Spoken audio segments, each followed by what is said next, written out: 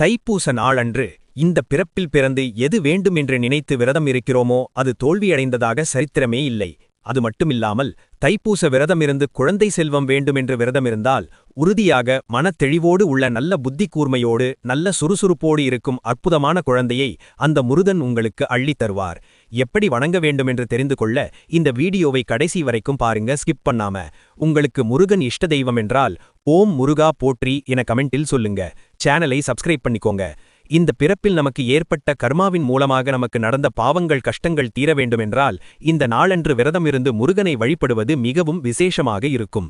எப்படி விரதம் இருக்க வேண்டுமென்றால், முருகன் பொதுவாக 6 தாமரையில் உதித்தவன். அதனால் 6 தட்டுகள் எடுத்துக்கொள்ள வேண்டும். அதில் பச்சரிசியை கொட்டிக்கொள்ள வேண்டும். அதில் 6 தாமரை பூக்களை வையுங்கள்.